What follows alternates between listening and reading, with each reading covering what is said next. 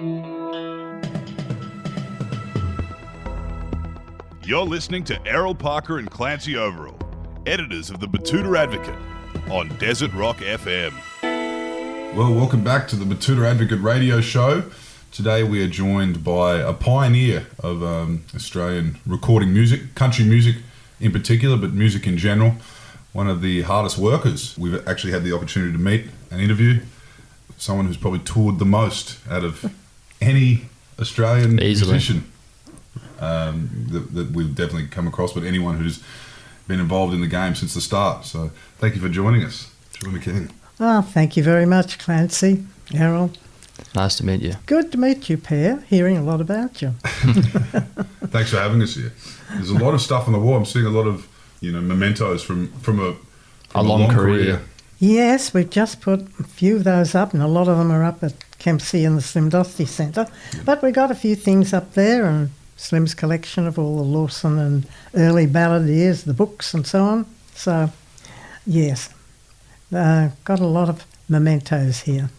Now, you've just come back from Kempsey, I believe, with the premiere of the new documentary.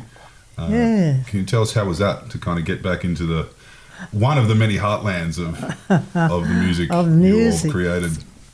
Well, that was really exciting because they've got new cinemas there, and it was the first time I'd been into them, and they've got this big mural in the foyer in both areas, and I walk in there and there's Slim, huge, up on the wall of the foyer.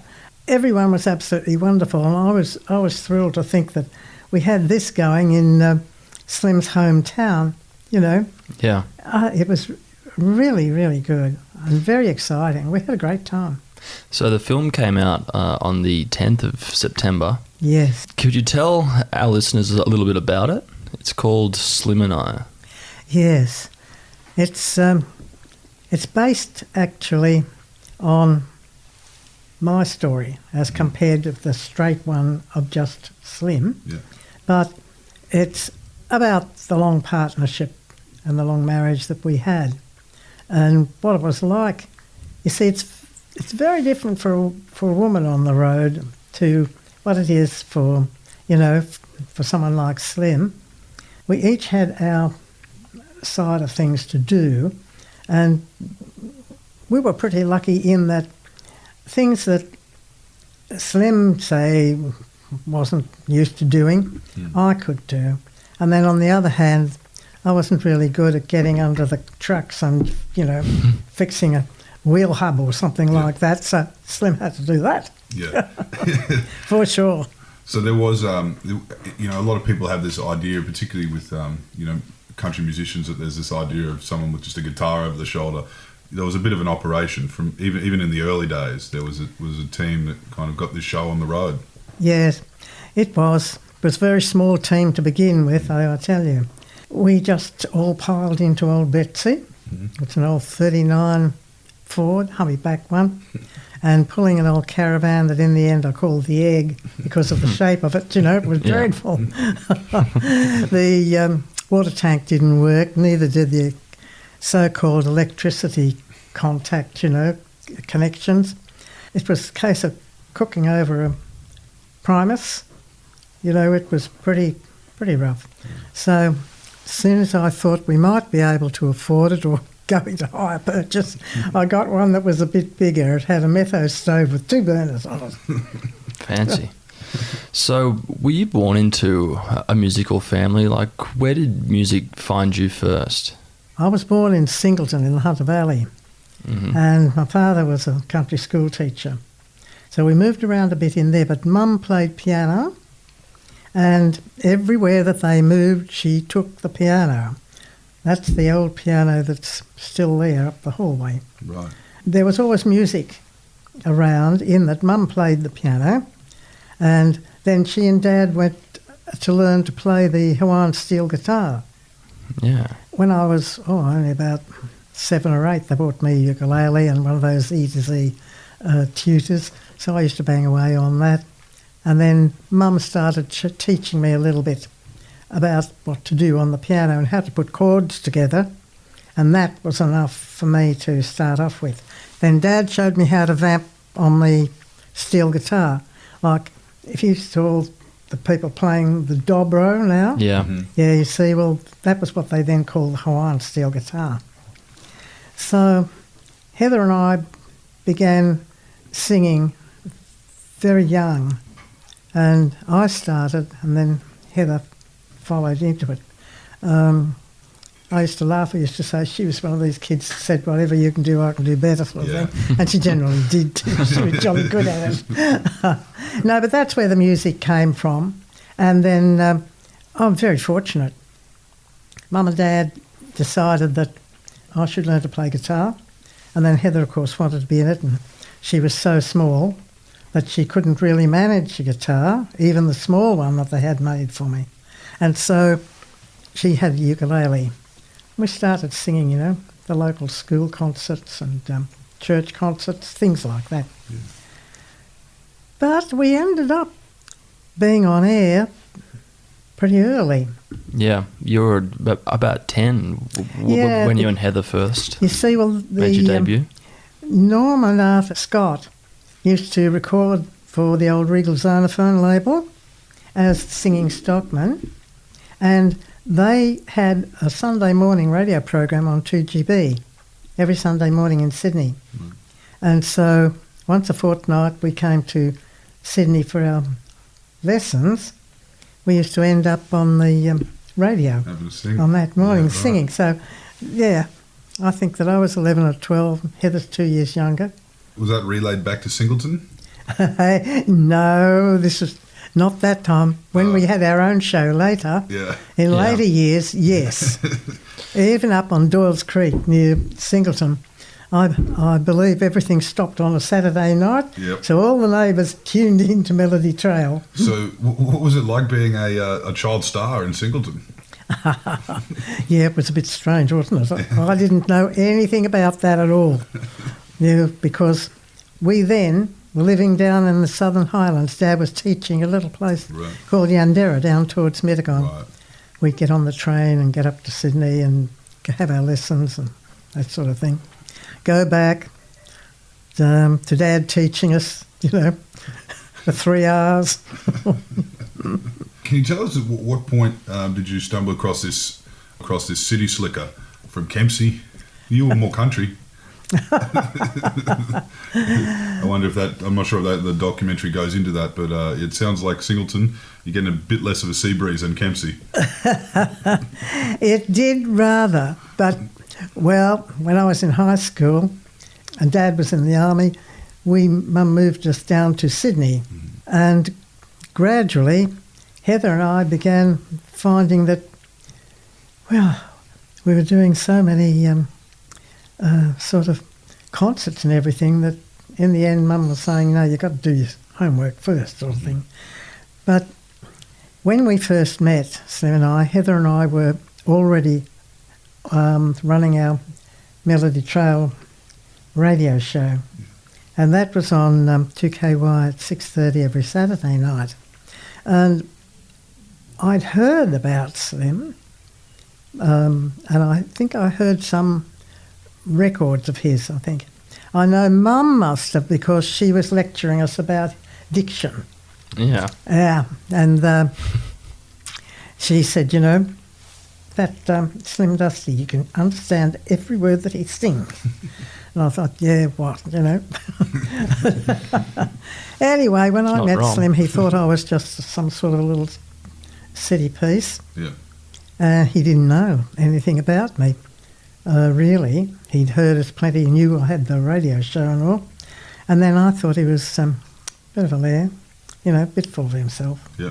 And of course, I got a bit of a surprise on seeing him, because the first photo I saw of him had been printed back to front. Right.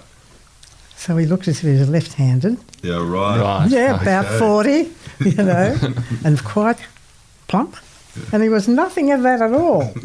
So that's how it started anyway, until we got to know each other a lot better, working together, you know.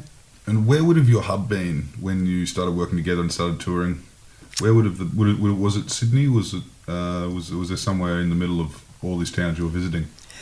No, for Slim and me, we were married and we had built a house here in Sydney over at West Epping.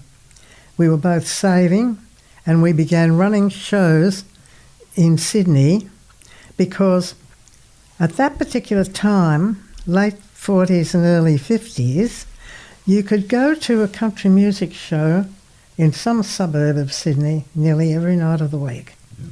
That's how big it was here. So we were saving and putting every penny aside because Slim wanted to have his own show and be touring. And I was perfectly happy to go along with that. It sounded great. Yeah. When we did start, we had £19 in our pocket and we had the old car. We had one microphone. I don't know how many speakers we had, one or two. And then we had a new Ferrograph tape recorder, the reel-to-reel tapes. Yeah.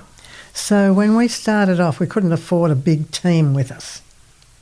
So it ended up with Slim and me, Barry Thornton, who began as a singer but ended up being Slim's lead guitarist for years, and Malcolm Mason on whips and ropes, and Barry became the comedian of the show. Yeah, right. As well. Okay. So that was it, and you needed something else. So we used to run a talent quest at night. The prize for the winner each night was to be recorded on the Ferrograph, and that would be sent to Heather back in Sydney, and they would then be played. That was the big prize, more or less, to be played on the Melody Trail on the next Saturday night, you know. So that was what our first touring team consisted of. So success didn't come instantaneously. It was a long road. It was a very long road, Errol, very long one. We went great up the coast, you know, because up there was a lot of dairy farming communities. They're up early in the morning, and most of the country or hillbilly programs, they used to call them, would be on early in the morning. And then it all turned a bit sour when we went up past to when we started coming down the New England. Yep. That's when Betsy seemed to be, you know. In the cold country. Oh, yes, all the tyres went and that sort of thing. And anything that could happen did happen. Yeah. And it was getting on towards Christmas, so everyone was saving up their money for Christmas too. By the time we got halfway down the New England, things were looking, you know, not real good. Yeah. So I rang Mum. Glennis, you called Mum around there, or halfway down? Yeah. It's a hard town up there in Glennis. Oh, never mind. Windy and cold. Hope springs eternal, I reckon. Yeah. So we got Gordon Parsons and went out round Walgett and that sort of thing. Right. And made enough to pay Mum back. Okay. You see? And also to think, this might work. It's a bit nicer out there at Walgett. On the plains there. It was. The farms are a bit bigger. They would have made good ticket holders. Yeah. It's a bit warmer, a bit flatter. That's right. And when did success come? I mean, it was a few years down the track with a pub with no beer. Well, that was a big breakthrough. But Big before that, Slim had cut through with Rain Tumbles down in July. In July, yeah. And he had a lot of big records out. We weren't getting any records out simply because I was on the road away. Yeah. Heather was in Sydney, and then when she married Reg, we're touring at opposite ends of the nation, you know. Yeah. So we concentrated on Slim, and he kept recording. Then, when the pub just happened, it was recorded, and he thought that was going to be the B-side of a Regal Zonophone single. Well, you know what happened. Yeah. And we didn't realise, because by that time we had just joined up with Frank Foster to do to work on the showgrounds, see how that went. as a showy Yeah. on the with all the rides. Yeah, that was a fascinating Yeah. thing. I wouldn't have swapped it for anything. A fantastic experience. You went ahead with that while Pub with Yeah, No Beer yeah. was. Oh, the pub with no beer breaking happened records? after it. Oh, right. You see, we went up and joined up with Frank and the big tent and the whole bit. And then we left all the gear in there and we went out to Charleville, Cunnamull, and did some of the Western agricultural shows out there. And when we came back into Brisbane, all the showmen were saying to Slim, gee, that's a good one, that one you got on the hit parades, Right. you know. And Yeah. he said, what? And he said, oh, that one about the pub. And we said, oh, God, you know. Nobody was playing any country by that time. And this was about 1956, long time ago. It happened. A man called Alan Lappin in Brisbane picked it up and started playing it. And then when Bob Rogers was also working in Brisbane, he was going to move to Sydney. He wanted a novelty. And he took the pub with him, brought it with him down here. And it just exploded. Did that become the song that people would request on the on the road? Was that the one that would be yelling? Well, for? the first year, no, Slim would get up and sing it. After that first year when it actually hit, then after that it started, everybody asked for the pub. They expected the pub. Yeah. So Slim always had to sing it. Didn't worry him at all. He sang it very happily. Really? He used to laugh about it when he first heard it. He said, I think that's the funniest thing I've ever heard. He loved it. So you were managing to, I mean, in a career that saw, obviously Slim had 100 albums, which sounds like he was busy. You and your sister, did you manage to link back up and make more music? No, because once I was away touring, we were touring, then we began touring, we were on the road. Well, actually, it was 11 months of the year to begin with. We knocked it back to 9. No, we weren't singing together at all. And we didn't sing together as a duo until again into the 80s. Right. When we met up again after she'd been a while in America and came back, and it all just clicked in again. And she toured with us for a long time. But that didn't stop you from writing a lot of music, really, in those years. And Yes. you had a big gong with Lights on the Hill. I mean, that was. I mean, how did that song come about? Just from all those nights of driving Betsy. Betsy. Betsy, poor old Betsy was long gone. But Yeah. I had a station wagon, and it was an automatic one. I can only drive an automatic one. Lights on the Hill happened a long time later. In the meantime, I was writing other songs, a lot of different songs. Slim recorded some sort of rockabilly songs, and he wanted some. I wrote 2 or 3 of those for him, which he recorded. Ace of Hearts, Don't Want No Woman Around. I wrote that one. I thought, no, you can enjoy singing that one, love. But Lights on the Hill, I wrote. I was driving a loaded caravan, a wagon rather, pulling a loaded caravan too. Slim was ahead of me in the big truck and the big van, and Barry was ahead of him in the smaller truck, and I think the towing caravan for the girls. We were going to pick up the rest of the show that was going to meet us at Warwick in Queensland. Yeah. And this was June, and it was freezing cold when I got up through Tamworth, and go over the Moonbee Range there. Yeah. And heading sort of over the range and up to Guyra. And there used to be a piece of that road. It's gone now, it's changed now, because it was dangerous. Yeah. And this was, they called it the Devil's Pinch. Yep. Between Moonbee and Guyra. Mm. It was pouring rain, it was black, and all the semis were heading to Sydney for the morning markets. And you see, they got the lights, the full beam. Yeah. And of course I had my little station wagon, full beam. But as the trucks come over the hill at me, because my left foot and leg is completely paralysed, from polio, childhood polio, I've only got one foot to work. Yeah. The controls. Well, the one I was driving was a 70s wagon, and the dimmer switch is still on the floor, Yeah. not on the gear stick. So I had the, accelerator, brake, and dimmer switch. And every time through the Moonbee Ranges, the truck would come over, hit me with that. I'd go flip from there over to there, hit the dimmer switch, back onto the accelerator, because with the load I kept pulling, and it was on the little van, I thought it was going to stall. It would have stalled if I hadn't kept the motor going. So I did that sort of a dance all the way through the Moonbees. Yeah. And when I got to Devil's Pinch, it was pouring rain and it was black, and I thought, I'll end up going to sleep, with it going like this.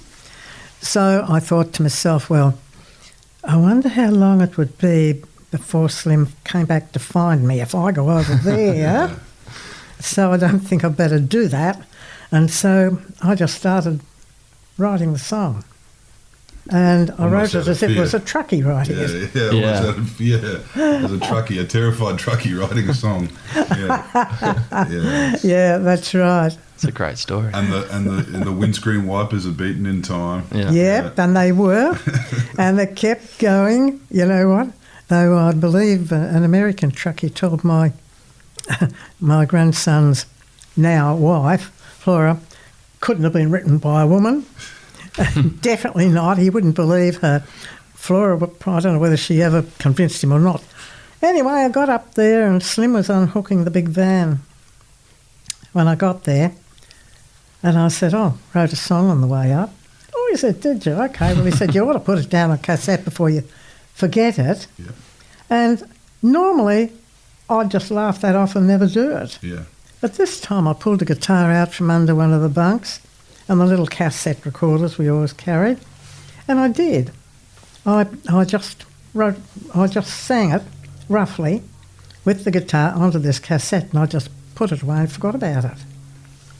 And at Christmas time, I had Colleen Trenwith staying with us, Colleen and Paul, from the Hamilton County Bluegrass Band, and I remembered this cassette and this song. Said to Colleen, I've got something you'll be able to play fiddle on. It's just right for it. Colleen got it, and when I was singing it, she just swung straight into that Cajun fiddle with it, and it was just perfect. I said, gee, that'd be a good one for Slim. She said, that would really be good for him. And Slim said, no. Too many words, can't get my breath or anything. You better give it to somebody else. And I said, the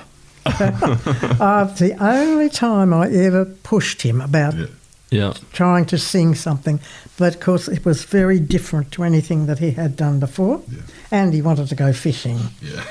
So he went fishing, and I sat at the piano, and then when I got the cassette out, then I discovered that he had used it as a rehearsal tape, and he'd wiped all the second half of the song off. And so it was just as well that he was out fishing. The little song that could. It was against all odds. It ended up. Yeah. It ended up on stage. Yeah, it was funny. It was his closer for over 20 years. And once he got into it, I swear, I don't think anybody else could sing it like he could. Yeah. He'd get up on stage, he'd thump his heel into the stage floor, and then he'd go into it. And with the band knew it so well with him, Yep. Mm. I've only found perhaps maybe two, that can come close to to Slim's version, stage version. There's been a lot of tried. Yeah. There's been a lot of covers. But only a couple. Or did you ever think it was going to win the golden guitar? I mean, after all this perseverance.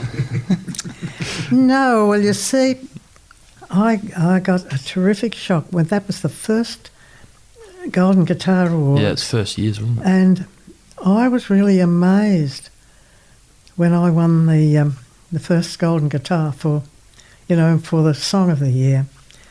I found it very difficult to believe because in the first place in country music, it was always the artist. The songwriter was way back there. Mm-hmm. And, you know, I had been writing songs that Slim was singing, but no one was taking much notice of the fact that I was writing them. Yeah. You see, because songs didn't really become important, it seemed to me, in Australian country music until perhaps the 70s. Suddenly, it's like the songwriters got together and had their own sort of songwriter awards and everything, and their slogan was, first the song. Yeah. And then since then, of course, it's got to the stage where they're asking singers to, you know, oh, haven't you written any of the songs for the album yourself and all that? That was never the case early. Yeah. Things changed a lot. So singer-songwriter's a new term in itself for a lot of musicians, you think? Like, Yes, a lot of the songwriters, the bush songwriters, actually, they used to start singing then afterwards. People like Ernie Constance, Dan Costa, you know, some of them, and it was great. yeah. But nowadays, everybody seems to be looking for the songs first. Yeah. Yeah. And it's a real turnaround. It's quite surprising. But anyway, after that, I thought, oh, I can write what I want. Yeah. And I think they'll all listen next time. Yeah. So where do you see Australian country music heading in the future? I think in one way, they're trying to split it too much. Mm. You know, your country, or your art, there's different styles of it. You're getting away from the core of it if you're not concentrating on, actually, we always say, you know, you have to know the roots of country music if you're going to sing it, no matter what style of country you want to sing. No, we spoke to John Williamson about a year ago, and he was concerned that Australian country music was getting a bit too Americanised in how it sounds, about how everything's in danger of becoming too homogenised. Have you noticed that? I know what John means. Yeah. I also know that I feel that for a music, a genre or any music to survive, it does have to evolve. Yeah. And it does have to, and it will have its branches. I think that at the moment, though, perhaps too many of the singers coming on are getting too influenced by all the alternatives. They don't even know where the route begins because they've got all the branches there and they're getting in the way. Yeah. What's it that they can't see the forest for the trees? Yeah. Yeah. Well, I think that's a bit confusing for all young artists. You've got to be pretty well established in what you're doing to stick to your road and to make something of it without getting yourself off on all these other little branches. They're mixing it up too early. They're mixing it up too early. Yeah. And they don't really know where they're going, a lot of them, the young ones. I think they need to go back and start again.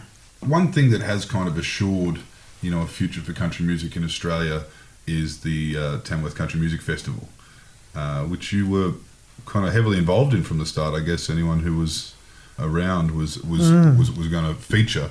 You were actually quite instrumental, would you say?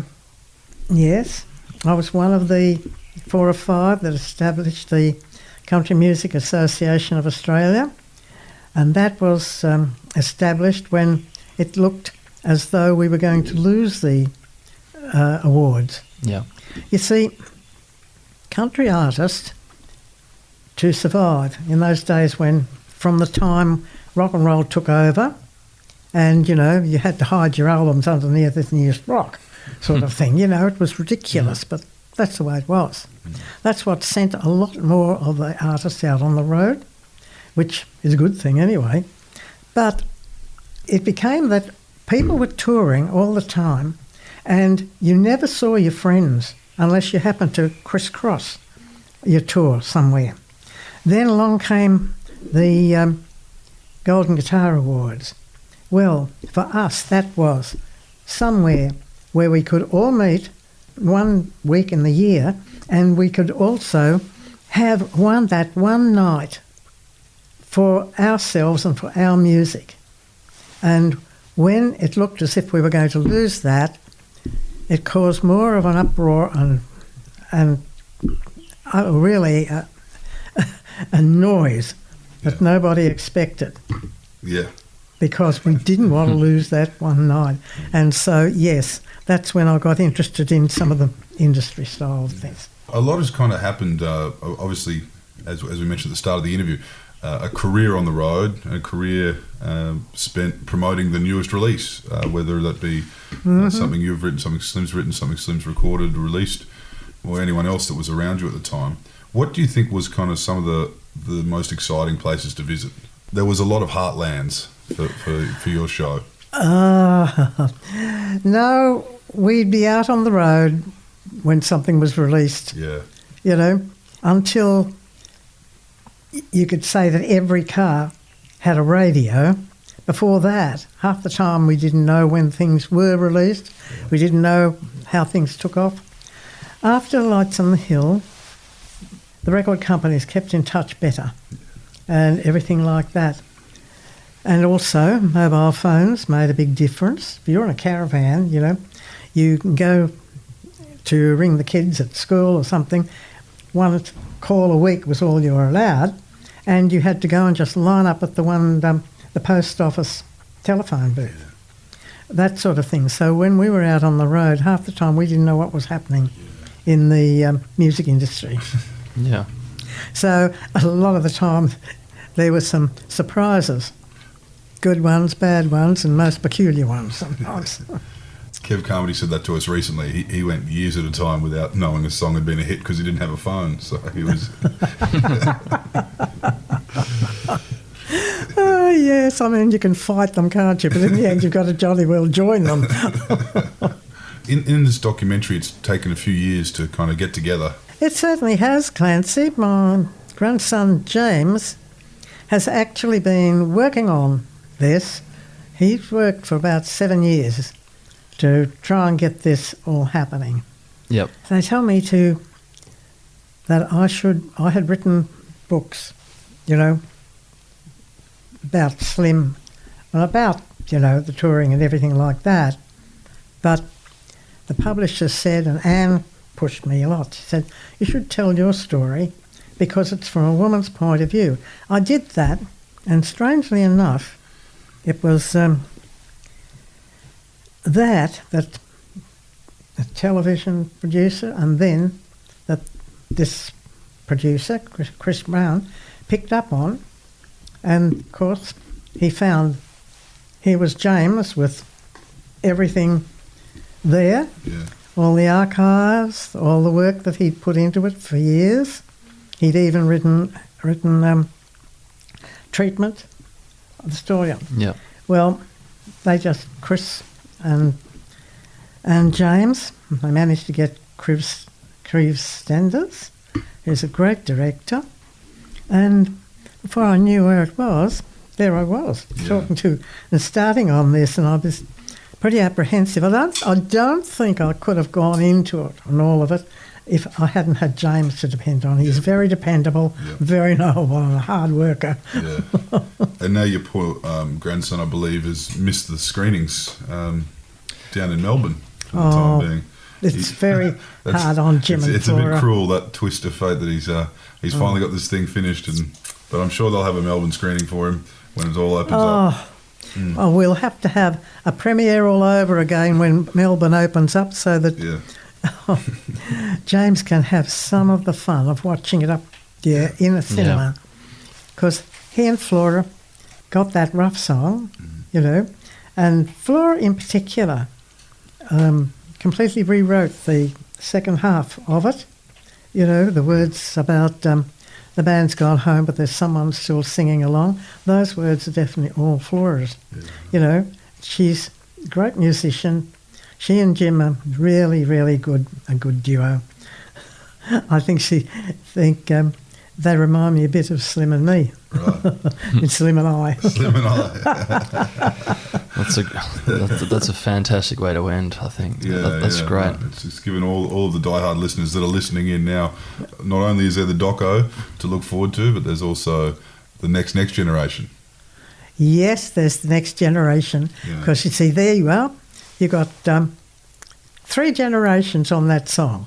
Yeah. More or less, I wrote the basis of it.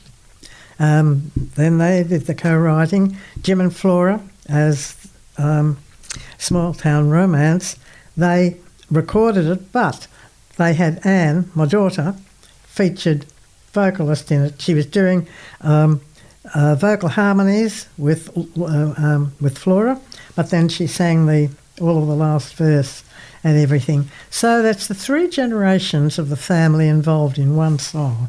Wowee. Yeah. I don't think that's ever happened before, has it really? Not that I can Certainly recall. not in this country. No. Mm-hmm. No. No, it's the album's just out and that song's on it. Okay. It's on the first track, I think, on the album now. I don't believe you, Small Town Romance. I don't believe you. No, I don't believe you. Yeah, and it's a different song. It's totally different from anything I've ever written before. Oh, okay. We look forward to it. Now we've got a big plate of wagon wheels in front of us that will not be fit audio broadcasts. So we'll have to get stuck into these and have another cup of tea. But thank you for chatting to us today, Joy. What a lovely story. Oh, it's been good fun. Thanks, Errol. Thanks, Clancy. Thank you. Thanks, Joy. And to finish us up here today, we're going to listen to Joy's daughter, Anne Kirkpatrick, singing a song that was obviously made famous by Joy and Slim, written by Joy, and one of the best songs recorded by Slim Dusty, and according to Slim Dusty, one of the best songs he ever sang. So this is Anne Kirkpatrick with The Biggest Disappointment.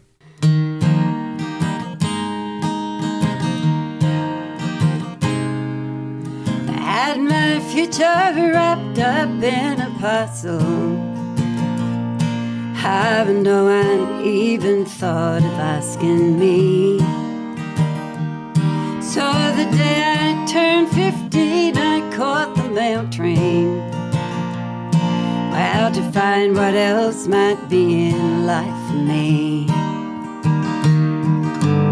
Rode on trucks and trains and left on nothing. Served me right for wanting to be free.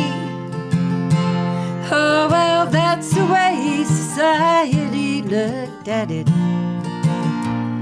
But it didn't seem to be that way to me.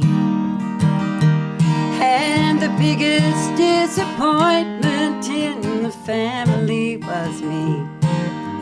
The only twisted branch upon our good old family tree. I just couldn't be the person they expected me to be. And the biggest disappointment in the world was me.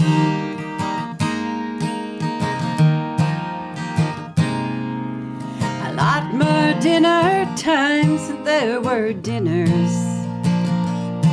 I learned a lot that hurt me at the time. Then this quiet country boy went home a different man, with a memory of distance on my mind. Guess I spoke too loud and laughed too often. Or maybe drank too many glasses down. Perhaps my clothes were older than I realized. I relieved to all concerned when I left town. And the biggest disappointment in the family was me. Oh, the only twisted branch upon our good old family tree. I just couldn't be the person they expected me to be.